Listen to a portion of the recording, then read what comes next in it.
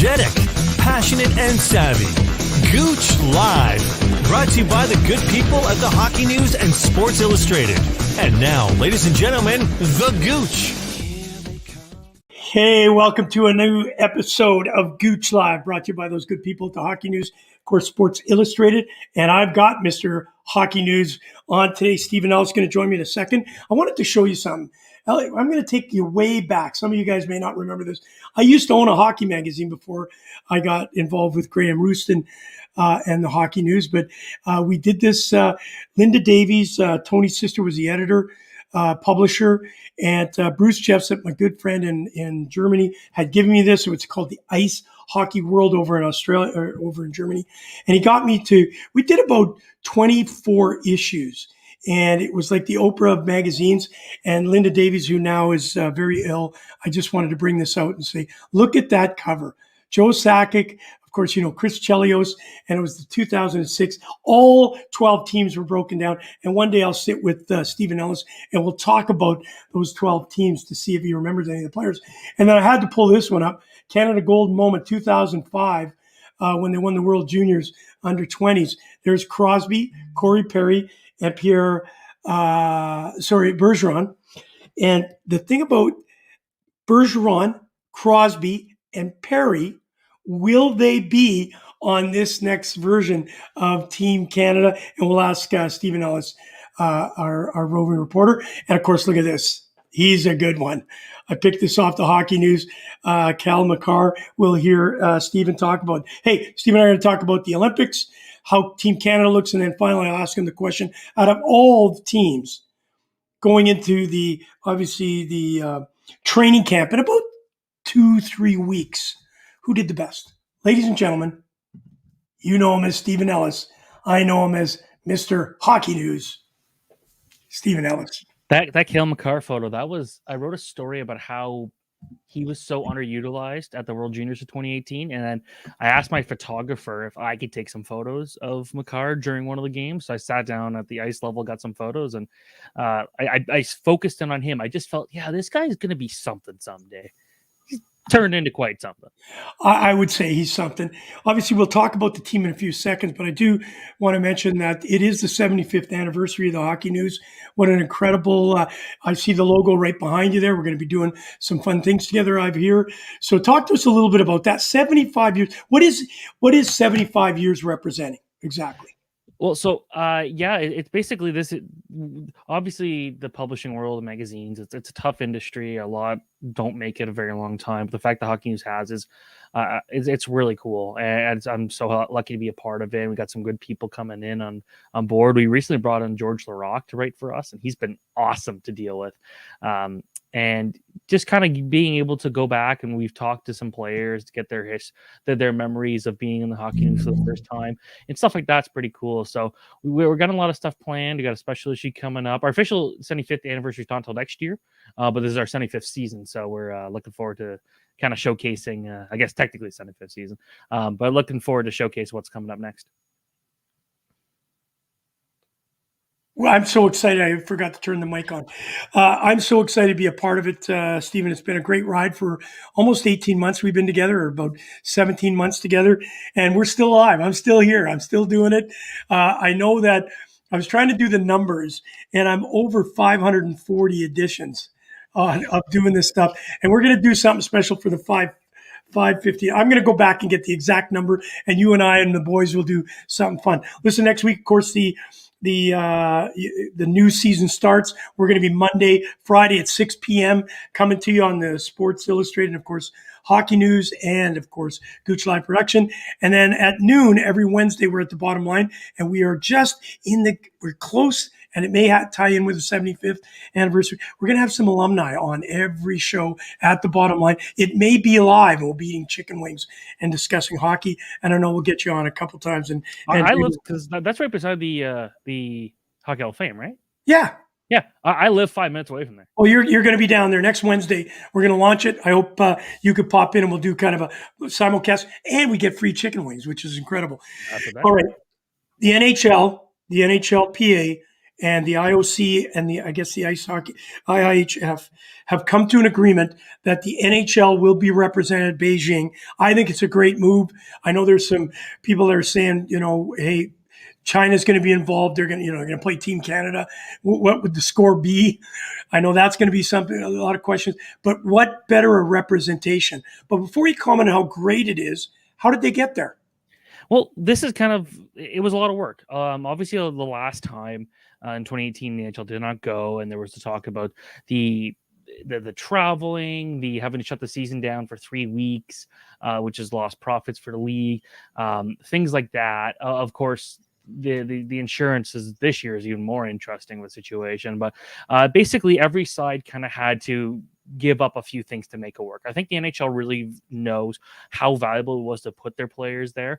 Obviously, with everything kind of going on with China, it's definitely something. It's definitely not that I think the ideal place that the NHL would like to be sending their players. If this was in like Italy or if this was in North America, it's a different story. This is easy. We're not talking about how long it takes to put this together, but each side kind of had to give up some things to make this work. And it seems like the one big thing there is the NHL players or the NHL players will not be covered under the insurance of the Olympics, the NHL. And I think the players are taking full risk here. That is important because that involves injuries and COVID situations there. So it's going to be very restrictive, but it seems like I think all the players wanted to go. It's been such a terrible year and a half. Let's go have something to celebrate. And I know like right now I'm trying to figure out if I'm able to go. It's pretty hard for everything. Obviously there's the political side of things going on and everything. It's not an easy process. And while the NHL made the announcement today, that could still be reversed. Right. Doesn't mean anything until the puck is dropped in game one. You got it. I could tell you I'm going to be there for sure. If we can get there, you and I'll be watching some games together because obviously some of the contacts we both have. Hey, listen, I want to say a shout out to Robert Wine. Thank you for joining us. Barry Shelley is back. He's been off for quite a while, but here, look at this. I have over 500 issues of the Hockey News in my collection and love going through it. That's the Rink of Dreams, of course. And here is Robert Wine saying, Steven Ellis is so right that the publication world is tough to be in with the growth of digital. But you know what? You've been doing a great job, Steven, keeping it alive. So thank you very much. And finally, Barry Shelley have their 50th year anniversary issue. I think I've seen that hanging around downstairs here too. I'm going to pull that up for the next time we come together. All right, let's get to the Olympics then. It's as you say, there's still a long way to go. We've got a half a season of hockey to hopefully get through. And of course, we got the new variant and we got some issues, with vaccines and double vaccines. And is there going to be a booster? So there is still some question mark. But the great news is that they've got it put in place and in principle that they can do it. Now that they've done that, obviously we got to go through and analyze who's going to be the favorites.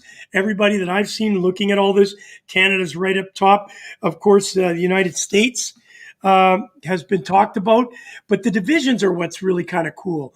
You've got Canada, US, Germany, and China. So that's going to be interesting in itself. A lot of people think maybe Germany could be an upset team, but I'm not sure. Canada, US is going to be pretty tough. Obviously, China, we don't know what's going to go on there. Then you got Russia, Czech Republic, Switzerland, and Denmark. Again, I don't think Russia, which is, what are they calling themselves? They're calling themselves the Olympic athletes from Russia? Yes, that is exactly it. Or there's also, no, I think it's actually the Russian Olympic Committee is actually what it's called. Okay, yeah, because that'd be a heck of a logo. Like it'd go wrap around the jersey. And then, of course, this is going to be, I think, the kiss of death. Finland, Sweden, Slovakia, Latvia. I think Latvia is kind of not going to be in presence, but I'll tell you what, Slovakia. Oh, no, you say that. I think Latvia is better than a lot of people expect. All right, see, that's why we've got you on.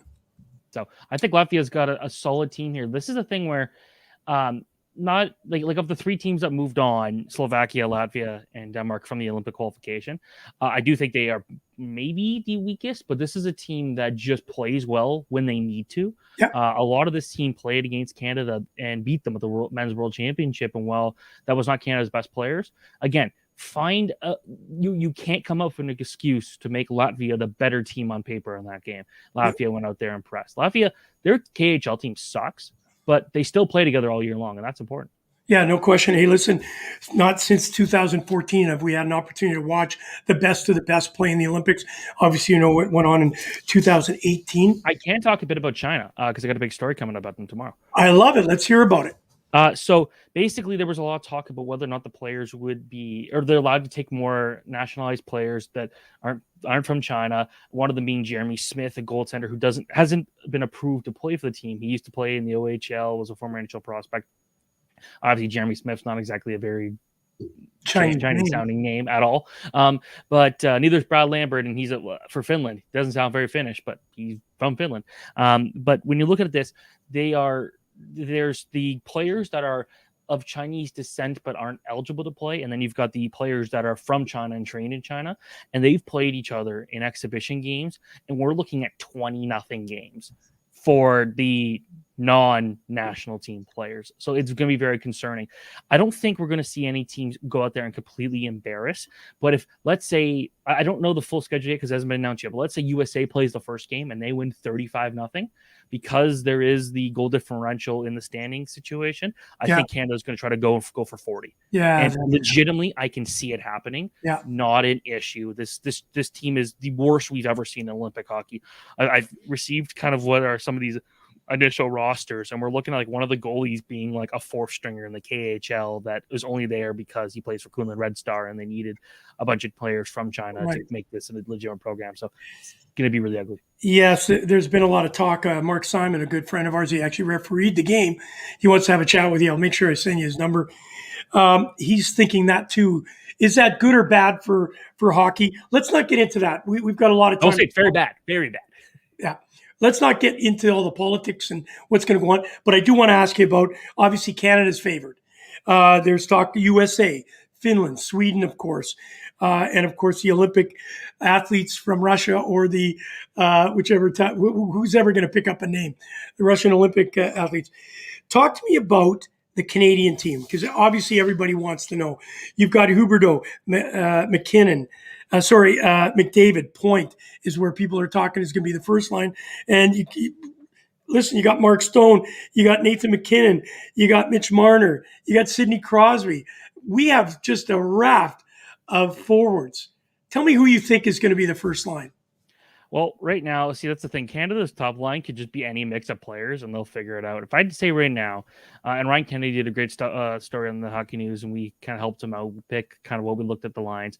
McDavid, number one center, pretty easy on that one.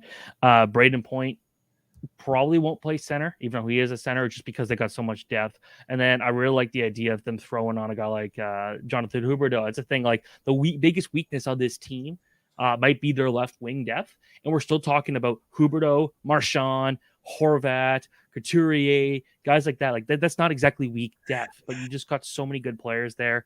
The second line, you got two Boston Bruins guys. We're looking at Bergeron, Marchand, Sidney Crosby down the middle. Crosby and Bergeron have played together many times internationally, and they've kind of alternated who's center. So, again, incredible line. Great mix to have. That's a great opportunity with it. If Crosby loses the faceoff, you put Bergeron in. Well, he's not going to lose that faceoff. So there's that. You got Nathan McKinnon. I want to say Mitch Marner, because Marner is just still like people got mad about how he played in the playoffs, but still look what he does during the regular season. Oh, he's good. No question. Yeah. Bo Horvat. I think he's just a good utility guy. He could throw in any situation on this team. He'll shine. Fourth line, the shutdown line of Mark Stone, who's one of the best two-way forwards in the league. Ryan O'Reilly, one of the best two-way centers. And Sean Couturier, just, again, absolutely reliable. The question is, who are the extra players?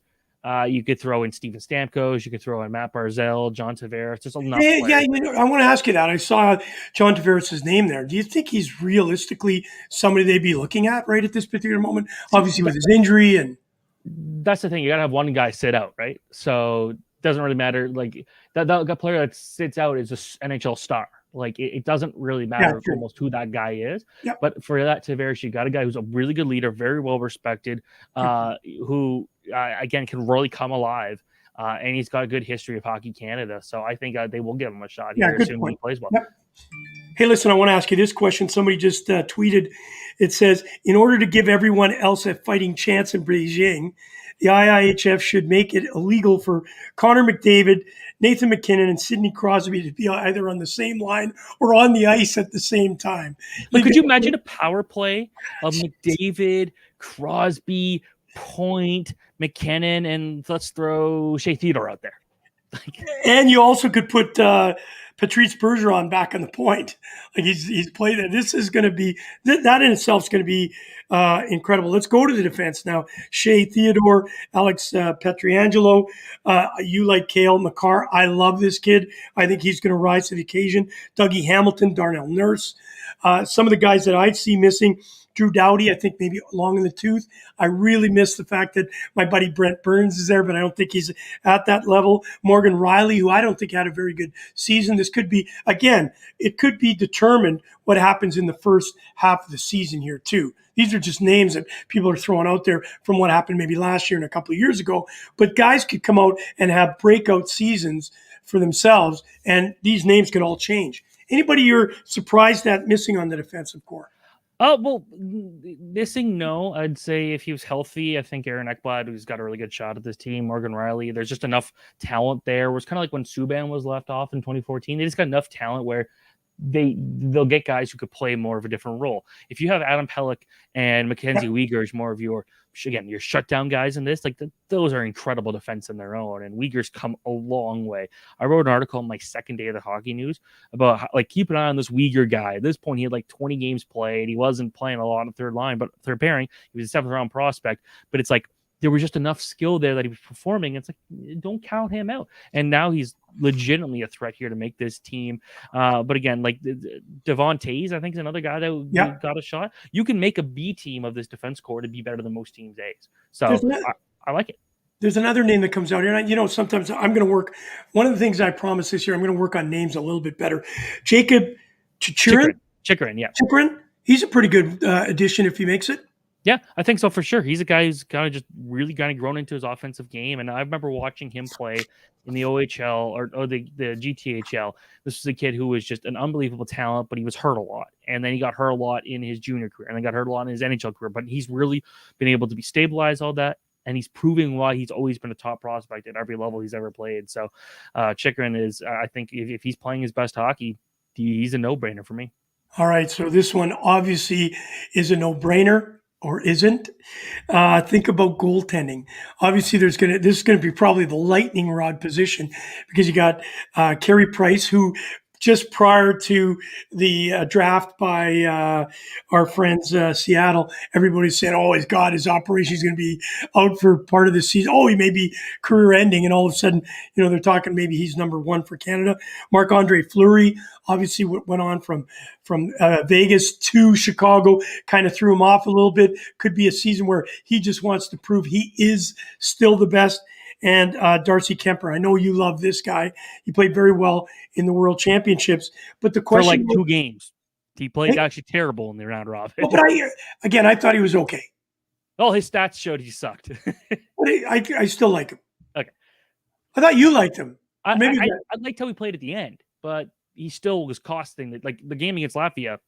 He was the main problem there. The game against Germany, again, not exactly great. Germans are strong though. Don't forget. Well, relative, I guess. Which team played for the medal? Which team didn't? Okay, that's exactly. And that's why I brought these names up, of course. And I read some of the stuff in the Hockey News. Very good article. And one of the question marks were, does Carter Hart have a chance? He, obviously there's lots of question marks about him last season. Everybody's anointed him a couple of years ago. Hey, this guy's going to be the stud. And he didn't show that last year. I think the Philadelphia coaching staff said he had to go back to a goalie coach and learn how to save a puck. Could he have a great start of the season, and then we're looking at him versus obviously Darcy Kemper? Or is there anybody else out there that may pique interest from you? Absolutely. When you look at Carter Hart, he's one of my favorite goalies in the league. I still think he's got an incredible career ahead of him. We saw how he played in the Olympics or the playoffs in 2020. He was outstanding for Philadelphia, a team that I think everyone expected to do better than they ended up doing, but he was the one doing so much for that group. So I think for him, he's he's definitely a good shot there for a bounce back, that is. But I think it doesn't really matter who the third goalie is. I could go play. Let's go put Jordan in. I saw him play a couple weeks ago. He looked pretty good. You could put him as the third goalie. It doesn't matter. That goalie's not playing in any games. And Steven, when I love the comment that you thought maybe he went out and bought those pads. He's had those pads and the stick, so he didn't go out. Matched. Did it not look great? He looked great. Perfect. And he played well. He was built for that game. He was ready for that game. Yes, he was. But I say this: Carey Price it's like the starter against USA is the starting goalie going forward for that team. If it's Price, I think Hockey Canada loves him. Fleury, we do expect a bit of a regression from this past season. We do not expect him to be like he did with Vegas this past year. So if that's the case, and let's say Price is the number one, it's really going to be him against USA, him against Germany, and Fleury against China. And enjoy your final Olympic game, basically, if that is the case. Is there anybody else out there? Is there anybody else out there that you have? Jordan Binnington, got to throw in there. Just his numbers have been kind of dreadful at points. Mackenzie Blackwood, a guy that will probably be one of Canada's goalies in the next Olympics, to keep an eye out there. And so I'd say those are the real threats. I don't think there's many other options. No, and you know what? In previous years, obviously, Carey Price has always been up there. You just think about it; it just doesn't seem like we have those studs that we had years ago. They don't need them. This Canadian team just down the middle, the depth down the middle, I'm not concerned about Canada not getting gold here. All right, we will talk about all the other teams at a later date. I know that you're a busy man. You're going on holidays next week, just as the NHL starts to ramp up and the training camps are going to start in about 2 to 3 weeks. I know you're going to be refreshed, and we'll have you back on, and we're going to be talking about all the divisions. I want to ask you this question. Out of all the teams, we won't break them all down. I just want to hear from Steven Ellis, the expert when it comes to what the teams did in the offseason. The number one team that did the most to elevate their status and their ability either to make the playoffs, maybe they didn't, or one team that you think made enough changes that they can go, or additions that they can do a run for the Stanley Cup. If I wanted to be cheeky, I'd say technically Seattle, because they had no players at this point last year. If I want to be actually answer the question correctly, I say New Jersey. This is one where they went out there and got a good goalie as a backup in Jonathan Bernier. And if you could almost split the goalies up in Bernier and Blackwood, that's a really good duo, because Detroit was awful last year, but Bernier was not. Bernier's numbers on a better team may have been a top 10 goalie last year. That was a goalie who played fantastic. So you got that goalie duo. That's big. Obviously, getting the massive signing of Dougie Hamilton. I'm still worried about that contract hurting him. He's signed till 2028, $9 million per season. I think that's going to hurt the Devils at some point when you got to worry about contracts for Ty Smith and Jack Hughes and Nico Hischier down the line. But in terms of that, I think that this is a group that also threw in Thomas Tatar, who I think, he didn't play too well in Montreal at the end of it, but we know when he's got on his game, he can be good, and he might be the guy that the Devils really need in there.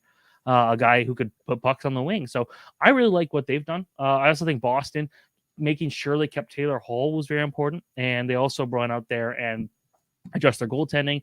Jeremy Swayman's ready for big time duty, but Linus Ullmark is also ready to show why he could be a number one goalie on a solid team in the league. So those are two teams that really caught my attention. All right, so I got to ask you this because I'm a huge Winnipeg Jets fan. Do you not think they made a couple of good moves? They solidified that defense that certainly was a question mark. Brendan Dillon, I love this guy. I got to meet him with Brent Burns, tough, rugged, big body. And then, of course, I've always liked him. He's never, I don't know, Nate Smith. I like this guy. I like his demeanor. I just love everything about it. And in this organization, I think he's going to excel. I'm not convinced about that one. I think Nate Schmidt's a solid defenseman. I just think his contract, again, is going to be something where the team might want to move. $5.9 million for a guy coming off of two not great seasons, right? Two different teams. That does concern me. It's one thing if you have one off season or one bad year in a new team, but when you have two bad seasons, not exactly a good thing. But they obviously have great goaltending. Nikolai Ehlers is playing out of his mind in the last 16, 18 months. Obviously, his Olympic qualification, he was the best player by far. Now, looking forward to him in the Olympics. He's going to be like Denmark is not one to mess with, especially Valerie Borgstrand, also playing really good hockey right now. Yeah. So I'm not thrilled that like I'd say it was a solid offseason, definitely a better team. I just don't think it's enough that's going to push them much farther. Okay. All right. So obviously you are going on holidays. We will see you in a couple of weeks. Enjoy yourself. I think you're going to a race. Is it today or tomorrow? I'm going this weekend, going to Mosport for 2 NASCAR Pinty Series races. I'm looking forward to that. I'm also in my own racing championship, my go-kart championship. I had a couple of rough weeks, but then I ended up winning my last race. So I'm now fully, out of 75 adults in my division, I'm 9th and fully in the championship contention as the top rookie this season. So it's going okay. Love to see you in the car. All right, listen, talk to us a little bit about what's going to go on over the next couple of weeks for you. You're just going to lay low. That's it. No more. Next week, it's going to be in a lot of not doing much. I'm going to visit my girlfriend's farm out there and her family's farm and see nothing, which is nice. I've got go-karting, and then I got more NASCAR next week. It's like Pinty's NASCAR every weekend. So it's exciting for racing. We're in the NASCAR championship playoffs too. So it's like all the racing stuff right now is awesome. And then it's NHL training camps, development camps. Looking forward to seeing the Leafs development camp in person. So it's going to be a lot of fun. Yeah, it's going to be exciting, and you enjoy yourself. We will see you in a couple of weeks. Ladies and gentlemen, Steven Ellis from the Hockey News. See you, buddy. Thanks so much, Gouche. Bye, buddy. Love that kid. Loves racing. How do you go from hockey to racing? I don't get that. Hey, listen, don't forget, we're making some changes, okay? Starting next week, there will be no show on Monday, obviously because of the holiday.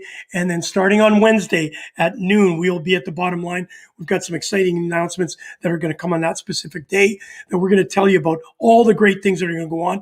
And of course, with the training camp starting up, we are definitely going to be looking at each division and breaking it down for you to tell you what you should be looking for in those divisions. And if you have a favorite team in that division, we'll be able to tell you who we think is going to place where. All right, guys, thank you for joining us. This has been Gouche Live, brought to you by Gouche Live Productions. And of course, the good people at the Hockey News and Sports Illustrated. Good night.